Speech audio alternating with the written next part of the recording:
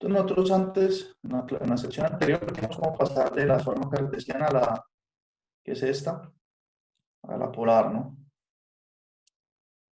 Pues yo creo que la polar es más bien un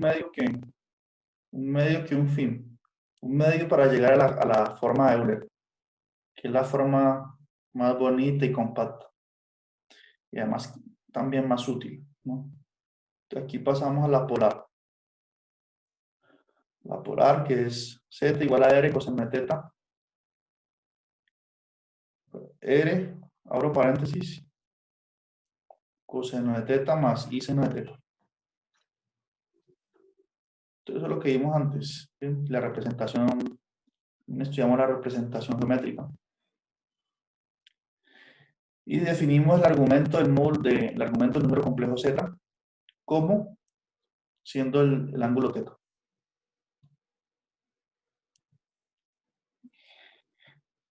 Y la última, la más poderosa forma de representar un número complejo, yo creo que es la de Euler. Bien, entonces es la siguiente. La última es z igual a r, y esta es la que vamos a sustentar a continuación por e a la i teta. Esta es la de fórmula de Euler. Entonces, una manera de ver por qué esta representación es bastante útil es lo siguiente. ¿Qué pasa si yo les doy un número complejo y les pido calcular? Piensen en esto. Por ejemplo, les voy a dar un número complejo en la forma cartesiana. Z igual a el número que teníamos antes, 1 más raíz de 3i, ¿cierto? Raíz de 3i. ¿Qué pasa si yo les pido que calculen la potencia o en algún problema que nos surja más adelante? Nosotros vamos a trabajar con estos números. Es común que nos aparezcan potencias de números complejos, por ejemplo, elevado a la 5. 1 más raíz de 3i elevado a la 5. Entonces, ¿uno qué haría ahí? En este caso sería z a la 5. ¿Uno qué haría ahí? Pues por el momento no tenemos muchas herramientas. Por el momento tendríamos que escribir este factor 5 veces y aplicar la propiedad distributiva. Ya pueden ustedes imaginarse cómo se complicaría hacer esta operación, ¿cierto? Es bastante inviable, ¿sí o no? Sin embargo, logramos escribir este número en la forma cartesiana, lo logramos escribir en la forma de Euler. Por ejemplo, nosotros ya vimos que si z es igual a 1 más raíz de 3i, entonces, ¿cuál es el radio y el ángulo asociado? El radio nos dio que era 2, ¿no? Y el ángulo nos dio que era 60, ¿sí o no? 60.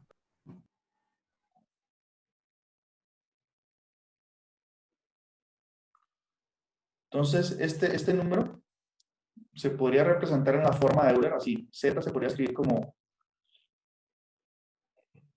Z en la forma de Euler se podría escribir así. El R vale 2, entonces se puede escribir como 2 por E a la I por 60, lo mismo que pi tercio, ¿no? Entonces podemos escribir aquí I por pi tercios. Esto que estoy haciendo en este momento es una motivación de por qué es interesante esta representación. Entonces este número en la forma de Euler se puede escribir así, como ustedes lo ven ahí. Ahora, ¿qué pasa si yo quiero elevar este número a la 5? Entonces si lo elevo a la 5, lo mismo que elevar a la 5 acá en el lado derecho. A la 5, ¿cierto? ¿Y eso qué me daría igual? Eso me daría igual a 2 a la 5, ¿cierto? Porque uno cuando tiene dos números multiplicándose y los eleva a un exponente, entonces ese exponente afecta a los dos factores, ¿no? Sería 2 a la 5 por Euler a la I, y este 5 viene a multiplicar el exponente de la exponencial. Entonces sería E a la I por 5 pi tercios. ¿cierto? Entonces, miren, 2 a la 5 lo podemos calcular fácil, eso es potencias de números reales. ¿Cómo será la Danilo, palabra?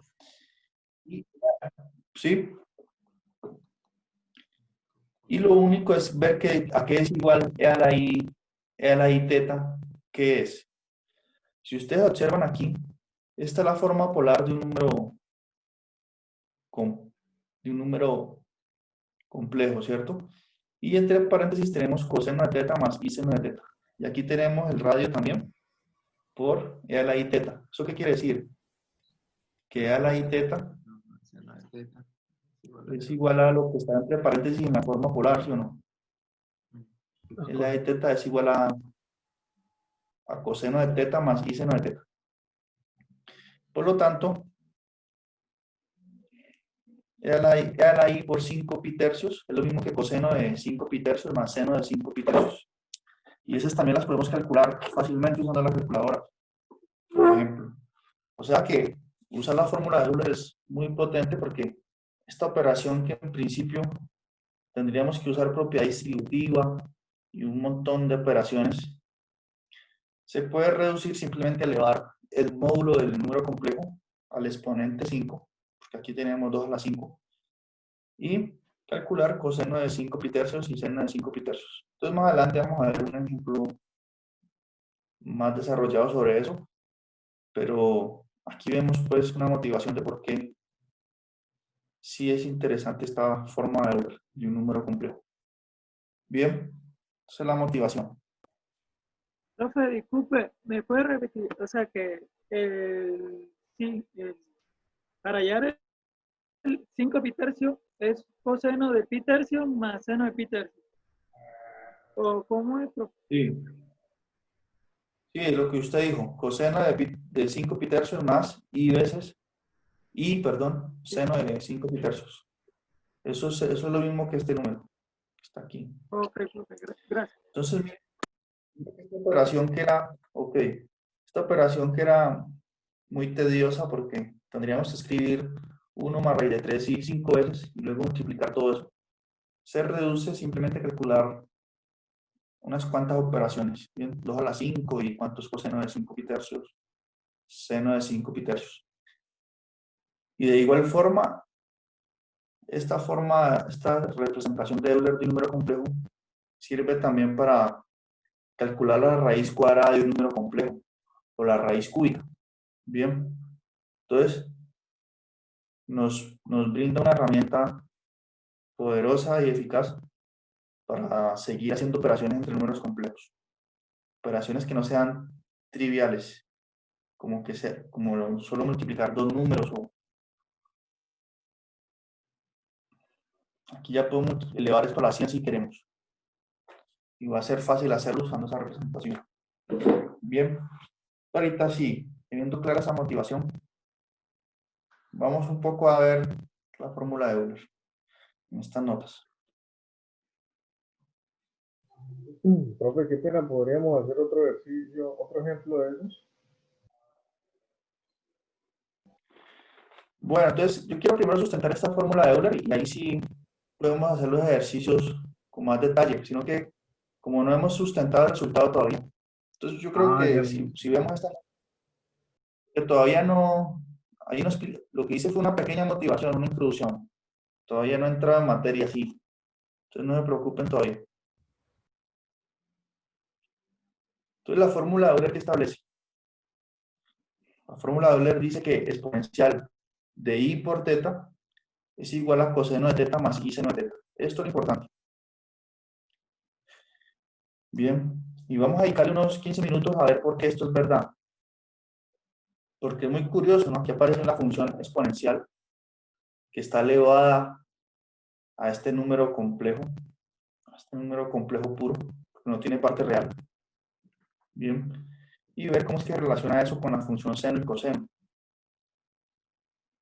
Entonces, eso es lo que queremos mostrar ahorita.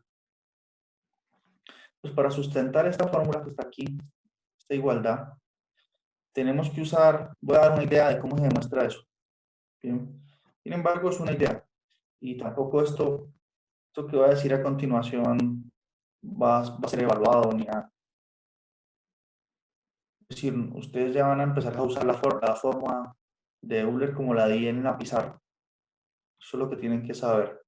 Esta idea de la prueba no. Lo hago más que todo por satisfacer la curiosidad de algunas estudiantes, ¿no? Por ver cómo se trabaja aquí un poco la matemática aquí del cálculo integral y diferencial. Entonces, la idea de la prueba, ¿cuál es? Nosotros tenemos que usar la expansión en serie de Taylor de esta función, de la función e a la i teta. Entonces, no sé si ustedes vieron en el cálculo diferencial el teorema de Taylor alguna vez. Todo el teorema de Taylor es lo que dice en definitiva. Permítanme aquí explicarlo de forma así informal. Pensemos, volvámonos allá al curso de cálculo de una sola variable. Ahora tenemos funciones, ¿cierto? Funciones f de x. Bien. Entonces, estas funciones, nosotros decimos que es diferenciable si existe la primera derivada, la segunda. Decimos que es infinitamente diferenciable si la puedo derivar tantas veces como yo quiera. Bien. ¿Conocen alguna función que la podemos derivar todas las veces que queramos? Por ejemplo, la función seno, coseno. Sí, la de Euler. Entonces, la de Euler, la función seno también se puede derivar cuantas veces queramos. Y la derivada del seno es coseno. No, sí. Y la derivada del coseno es seno. Menos seno. Entonces, esa es infinitamente derivable. La función coseno es infinitamente derivable también. La función Euler también la podemos derivar infinitas veces. De hecho, la derivada de la función Euler es ella misma, ¿no? Entonces, estas tres funciones son infinitamente diferenciables. Entonces, ¿qué es lo que dice el teorema de Taylor? Así, en resumidas cuentas, dice que si una función es infinitamente diferenciable, entonces ella se puede aproximar bien usando polinomios. Es decir, que ella la podemos aproximar bien diciendo que es de la forma, por ejemplo, un polinomio x a la n por la derivada de la función. Mejor dicho, no voy a escribir toda la fórmula porque no es la idea. Esta se puede aproximar bien, el valor de la función, usando polinomios. Bien. Eso es lo que dice el teorema de Taylor. Entonces, ¿ustedes alguna vez se han preguntado cuánto es? Digamos que ustedes están en algún lugar donde no tienen calculadora y les preguntan cuánto es seno de 1, por ejemplo, el número 1. ¿Uno qué haría en ese momento? Si no tienen calculadora, no tienen nada. Queda, Graficar. no puede dar una respuesta a esto, ¿cierto? Sin embargo, el teorema de Taylor nos va a permitir dar una aproximación de este valor. ¿Por qué? Porque nosotros, aquí como estamos ahorita, nosotros ¿qué es lo que podemos hacer? ¿Qué operaciones sabemos hacer? Sabemos multiplicar, sumar y dividir solamente. Entonces, yo puedo encontrar una expresión que me diga, por ejemplo, que la función seno de x se puede aproximar así, diciendo que es igual a, por ejemplo, a x, a un polinomio, x menos esta representación que tengo aquí. Entonces, permítanme ver aquí.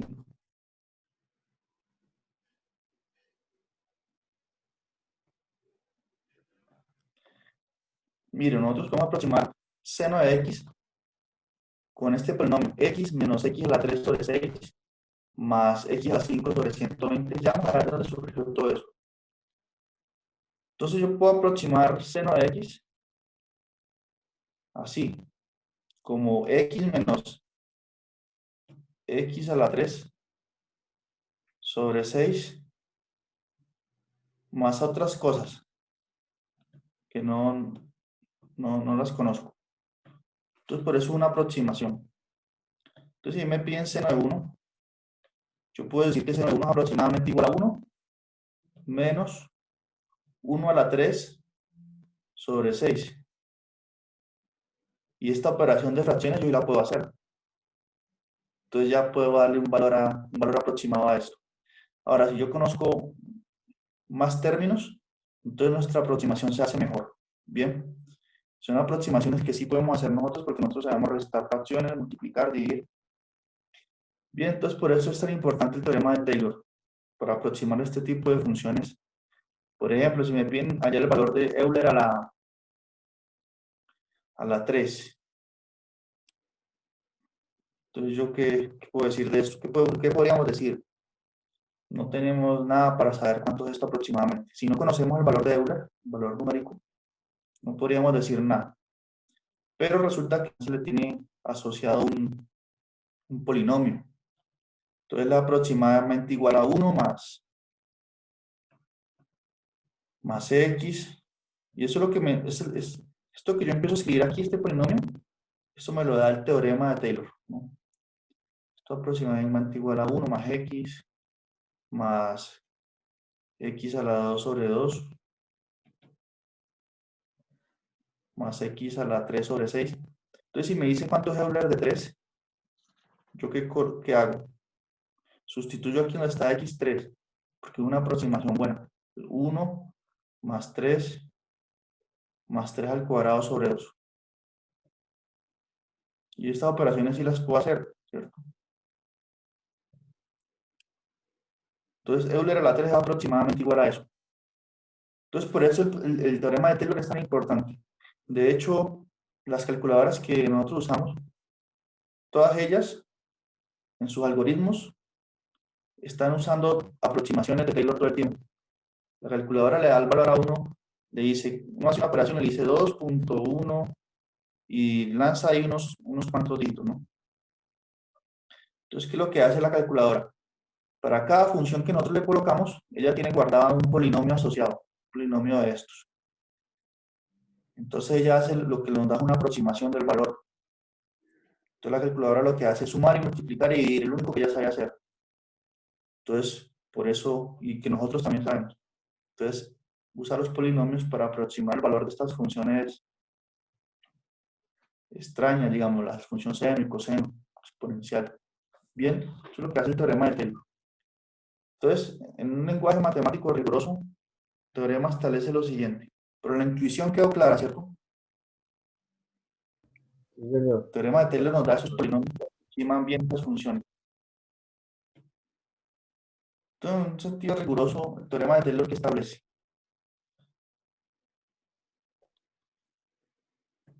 Permítanme volver aquí. El teorema dice lo siguiente. Si tenemos una función de R en R, de la recta en la recta, ¿cierto? Que esa función es infinitamente derivable, como la función seno, coseno y exponencial. Entonces, esa función, digamos que esa función es infinitamente derivable en un punto A. Bien. Entonces, esa función se puede aproximar bien, o esa función es igual a un polinomio, y se satisface esta igualdad. Ese polinomio que yo fui escribiendo antes en la pizarra, vienen de esta fórmula, que estoy sombreando aquí. Dicen que, sino que yo consideraba polinomios finitos, los 3 primeros términos, los 4 primeros términos. Aquí dice que se tiene la igualdad exacta si consideramos un polinomio infinito. Bien, la calculadora puede ser que considere los 100 primeros términos del polinomio, los 1000 primeros. Depende de la exactitud que queramos. Pero si nos vamos hasta el infinito, nos da exactamente el valor de la función.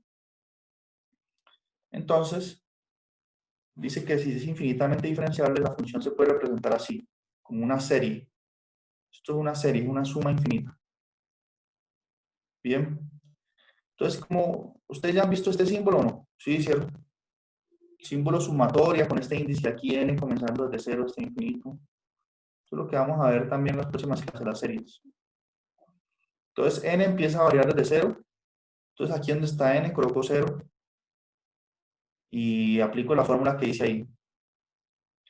Este símbolo f, entre paréntesis, f elevado a la n, entre paréntesis, ¿esto qué quiere decir? Es una notación para indicar que es la derivada enésima de la función f.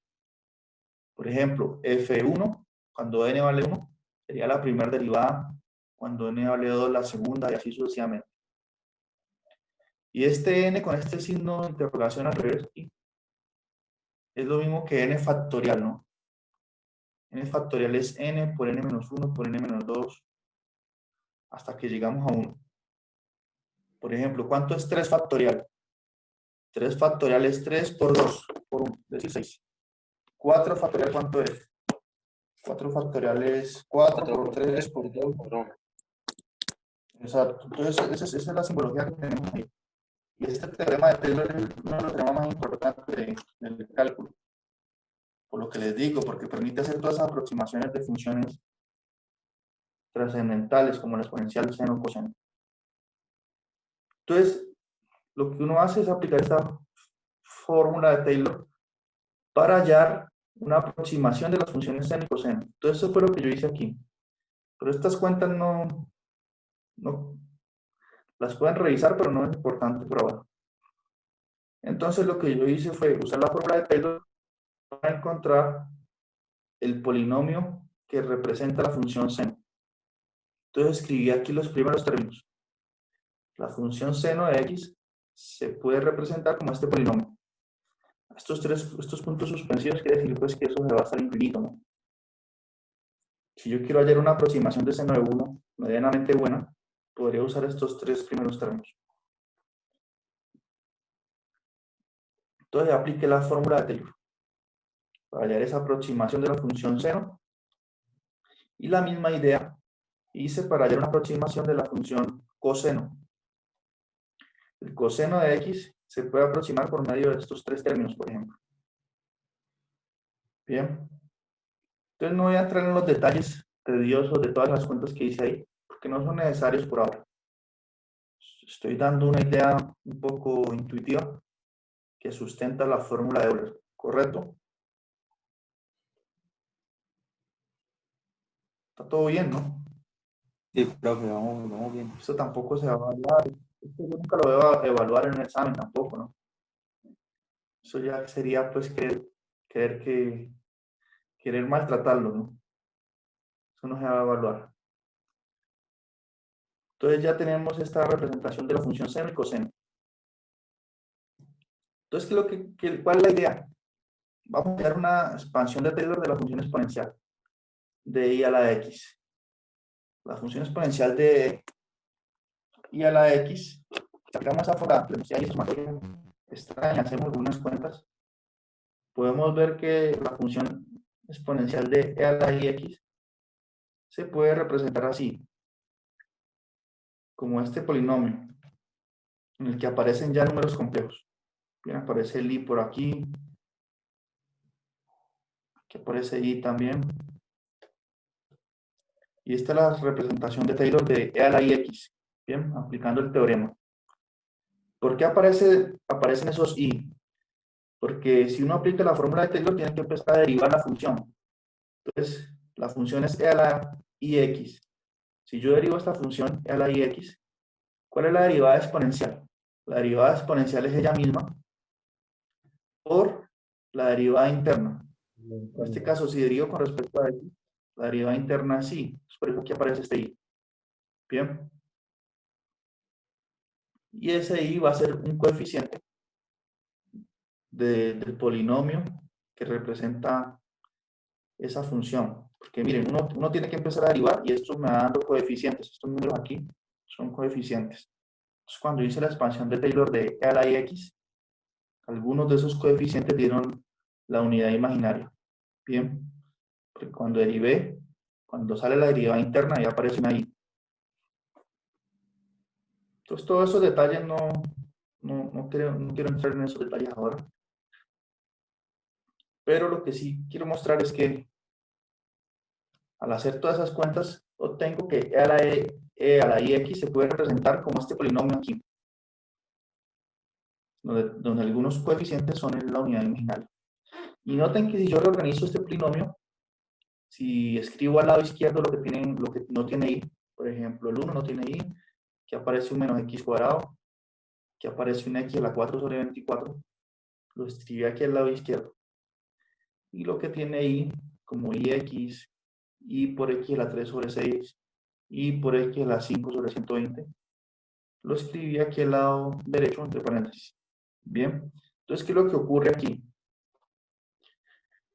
Que esta primera parte es lo mismo que el polinomio de Taylor asociado a la función coseno de X, que les mostré antes. Ah, Y aquí cuando saco factor común y los matemáticos se dieron cuenta, Euler se dio cuenta, que era lo mismo de sale seno. el I, que queda el mismo polinomio de Taylor de la función seno de X. Bien, eso es lo que yo quiero que ustedes se lleven aquí. Entonces, esa fue la forma en que Euler, el matemático bien conocido, se dio cuenta de esa igualdad, que E a la IX, exponencial de I por X, igual a coseno de X, más I seno de X. Entonces, para poder hacer esa comparación, Euler, ¿qué hizo? Pasó todas las funciones encontró la fórmula de Taylor, el polinomio de Taylor, y comparó los polinomios de Taylor. Y se dio cuenta, pues, de estas tres líneas que hicimos aquí. Y así, pues, obtuvo esa identidad. Bien, así él se dio cuenta de eso. Haciendo esa comparación, haciendo esas cuentas intermedias ahí, y luego organizando términos. Y esa es una forma un poco bastante heurística, intuitiva, que sustenta este resultado, ¿correcto? Eso es lo que yo quiero, lo que les quería mostrar sobre la fórmula de Euler. Y entonces, ¿qué pasa? Como nosotros ya sabemos que la forma polar de un número complejo, lo que estudiamos en la sección anterior, es esta, R por coseno de teta más I seno de teta. Entonces, esto que está entre paréntesis, lo podemos sustituir usando la fórmula de Euler por la I teta. Bien. Y así es que obtenemos esta representación, que es la importante. La representación de Euler de un número complejo. Y por eso yo les había dicho que la forma polar de un número complejo es más bien un medio que un fin. Era un medio para llegar, pues, a esta representación de Euler. Bien, entonces las más importantes son la cartesiana y la de Euler. Y la de Euler, por lo que les comenté antes, permite calcular potencias de números complejos grandes, potencias grandes, o raíces de números complejos. Bien, ¿tú alguna pregunta hasta ahí? Fue más bien, pueden pensar eso como una presentación divulgativa, no como un deseo de que se entienda todo exactamente, no.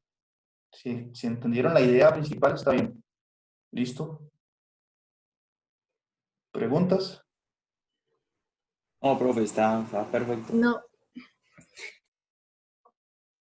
Bien, entonces ahorita sí, vamos a lo que nos interesa a nosotros, aplicar la fórmula de Euler. Entonces nos quedan 10 minutos de videoconferencia, vamos a hacer eso. El ejemplo que mencionaba el compañero antes. Entonces yo tengo z igual a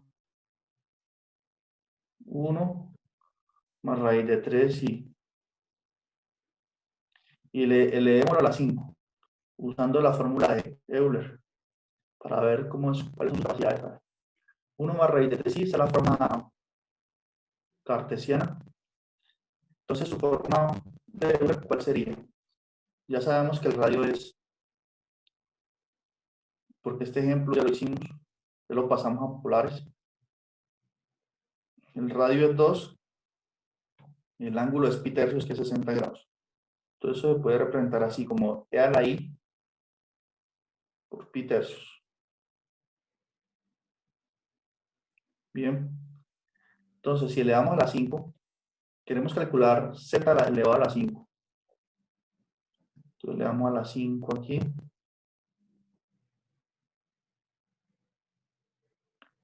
Entonces elevar a la 5 aquí, lo mismo que elevar a la 5 el 2. Y cuando elevo a la 5 este término, mejor dicho, yo lo escribo mejor así. Estamos elevando a la 5 todo esto.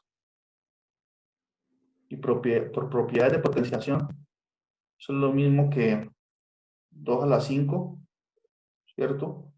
Por Euler a la Mire que el 5 multiplica el exponente de la Euler. El exponente de la Euler es I pi tercios. Entonces, I pi tercios por 5 lo podemos escribir como I por 5 pi tercios. Bien. Miren tan fácil que es elevar a la 5 usando la fórmula de Euler. Entonces, ahorita sí. 2 a la 5 es ¿cuánto? 16 32. por 2. 32. Y ahora, E a la I por 5 pi tercios.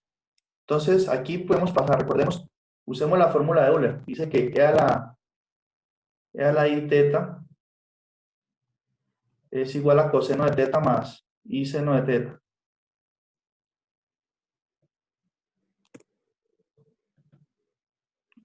Coseno de teta. Más I seno de teta, ¿no? Entonces, E a la I por 5 pi tercios va a ser coseno de 5 pi tercios. ¿Cuánto es eso? Pueden ir usando la calculadora. 0,99. Y lo puede dar, bueno, sí, Se 0,99. puede aproximar. O sea, es como casi 1 ¿o qué? Sí, de ¿Usted lo puso en aproximado. radianes? No, ¿Usted lo puso en radianes o Profe, a no? mí me dio un medio. En radian. A ver, pi tercio es 60. Y 60 por 5, 300. Coseno de 300 grados. Entonces, esto me haría pi tercios. en radianes da un medio. Eso, en radianes, sí. Entonces, un medio, ¿no? Y aquí me daría seno. ¿Y seno de 5 pi tercios cuánto?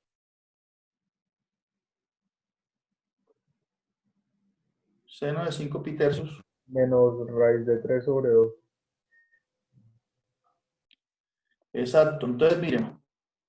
Ya sabemos, entonces, E a la I por 5 pi tercios va a ser coseno de 5 pi tercios, que es un medio, bien, menos raíz de 3 sobre 2, porque eso es lo que vale seno de pi tercios. Perdón, seno de 5 pi tercios. Raíz de 3 sobre 2 por I. Entonces ya, le damos a la 5 ese número. Si la fórmula de Euler, nos demoraríamos aquí unas 3 horas haciendo eso. O 1 hora, por lo menos. Ahorita yo puedo distribuir aquí el 32. 32 por un medio me da 16. Bien. Y 32 por raíz de 3 sobre 2. El 2 y el 32 se cancelan ahí. Quedaría menos 16 raíz de 3 y bien. Y así podemos elevar ese número a la 5 muy rápido. ¿Quedó claro el ejemplo?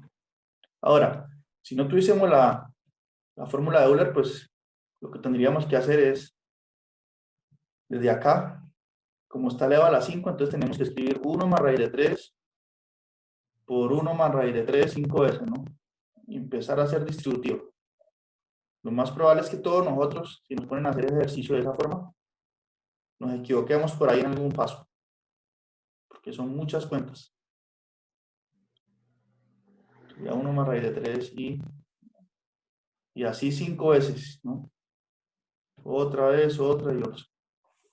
Entonces ahí ya vemos cómo es de importante pues esa fórmula de Euler. Entonces el ejemplo que les quería mostrar. ¿Alguna pregunta? Ese ya sería el resultado, ¿no, profe? 16 menos 16 por raíz de 3. Exacto. Ese es el resultado de elevar a la 5. Listo. No, pues quedó muy claro, la verdad. Profe, si nos dieran, digamos, de pasar de cartesianas a la fórmula de Euler, toca primero hallar el radio y luego, digamos, con coseno, seno, hallar teta y luego hacer esto. Entonces, usted, si le piden pasar de cartesianas a la fórmula de Euler, lo mismo que la misma técnica que hace cuando pasa de cartesianas a polares. Tienen que hallar L y teta y ya. Exacto. Cuando Luego, R y teta, pues dice que Z es igual a R, el que le dé, por E a la I teta, y ya lo pasó a la fórmula de Euler. Entonces, simplemente tiene usted que hallar E y teta. Bien, si quiere pasar de cartesianas a la fórmula de Euler. Para hallar R, pues recuerde que R es igual a raíz cuadrada de X cuadrado más Y cuadrado. Y teta lo puede calcular como coseno a la menos 1 de, por ejemplo, de X sobre R. Es decir, puede usar lo mismo que el ejemplo anterior cuando pasamos de cartesianas a polares. Porque en definitiva, ¿a qué se reduce eso? Pues encontrar estos dos parámetros. Ah, listo, profe, quedó claro. Listo, entonces creo que ya es suficiente por hoy, ¿no? Unos 10 minutos ahí para que descansen y tienen otra clase. Entonces nos vemos la próxima semana. Porque tengo otra clase ahorita. Listo, entonces nos vemos la próxima semana. Gracias por asistir. Vale, profe, Listo, gracias. profe, muchas gracias. Chao. Vale, profe. Hasta Listo, luego. profe, gracias. hasta luego, Muchas profe. gracias, profe. Hasta luego, gracias. Hasta luego. Profe.